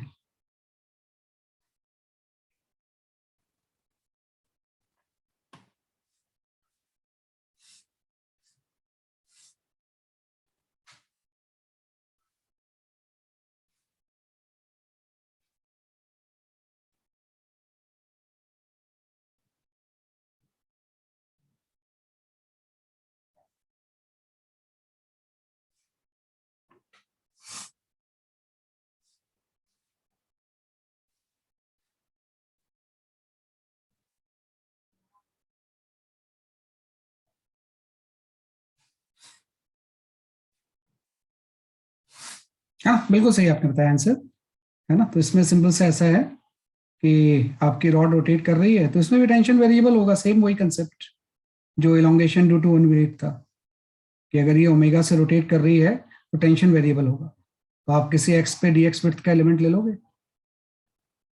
है ना, कि एक्स पे आप क्या ले लोगे, डीएक्स विड्थ का एलिमेंट. तो यहाँ पे कुछ टेंशन डेवलप होगा, इस टेंशन की वजह से डीएक्स में कितना चेंज इन लेंथ होगा पहले हम वो निकाल लेंगे. तो डीएल की वैल्यू आपकी हो जाएगी टी डीएक्स बाई वाई, है ना. और यहाँ से एक्स पे टेंशन कितना होता है हम जानते हैं, है ना. Tension as a function of X हम सेंट्रीफ्यूगल फोर्स से निकाल सकते हैं. तो ये टेंशन होगा इतने पोर्शन ऑफ रॉड को सेंट्रीपिटल फोर्स ही तो प्रोवाइड कर रहा होगा। तो टी की वैल्यू आपकी हो जाएगी, इतने पोर्शन का मास ले लेते हैं, तो ये आपका हो जाएगा सिंपली आपका m/l into l minus x, है ना, इस टू ओमेगा स्क्वायर। और चूंकि ये बॉडी लॉन्गिट्यूडनल है, कोई लेंथ वाइज है, तो उसके सेंटर ऑफ मास का डिस्टेंस ले लेंगे, इंटू एक्स प्लस आपका हो गया, है ना, l माइनस एक्स बाई 2, है ना। तो भाई टेंशन जो होगा इस पोर्शन ऑफ द रॉड को सेंट्रीपिटल फोर्स प्रोवाइड कर रहा होगा। तो T is equal to mass of this portion omega square into इसके सेंटर ऑफ मास के डिस्टेंस, है ना। तो सेंटर ऑफ मास के डिस्टेंस यहां से कैलकुलेट करेंगे तो tension as a function of X आ जाएगा। तो tension as a function of X जो आएगा वो आपका ये आ जाएगा m omega square l by 2 into 1 minus X square by l square, ये आपका आ गया। तो जैसे आपने उस वर्टिकल में इलोंगेशन ड्यू टू वेट में आपने किसी एक्स पे टेंशन निकाला था, वैसे यहां से भी हम एक्स पे टेंशन निकाल लेंगे। और आपको पता है इस टेंशन की वजह से dx में चेंज इन लेंथ dl हो रहा है, वैसे से तो बहुत सारे एलिमेंट होंगे, तो टोटल चेंज इन एलिमेंट जो होगा, लेंथ जो होगा, इसी को इंटीग्रेट करके आ जाएगा, है ना। तो और t की वैल्यू आप यहाँ सब्स्टिट्यूट कर दोगे इसमें, और g 0 से l तक हम इसको क्या कर देंगे, इंटीग्रेट कर। तो जैसे आप इसको इंटीग्रेट करोगे you will get this answer, है ना, l स्क्वायर बाई 3y है ना। तो ये आपका आ जाएगा इसलिए आपका चेंज इन लेंथ। मैंने बेसिक मेथड यूज किया है, देखो शॉर्टकट्स पे तो ज्यादा बिलीव नहीं करना चाहिए, है ना, हमेशा बेसिक पे ही स्टिक करो। शॉर्टकट कोई हो सकता है, किसी ने कोई फॉर्मूला डेवलप कर लिया होगा इसका, लेकिन हमेशा बेसिक से ही इनिशिएट करेंगे, क्योंकि अल्टीमेटली जब आप एडवांस में देने जाओगे ना तो आपके पास बहुत कम ही टूल्स होते हैं, वही लगते हैं हर जगह पे, उसी को लेके प्रोसीड करना होता है ना। तो बेसिक मेथड ही वहां पे काम आते हैं।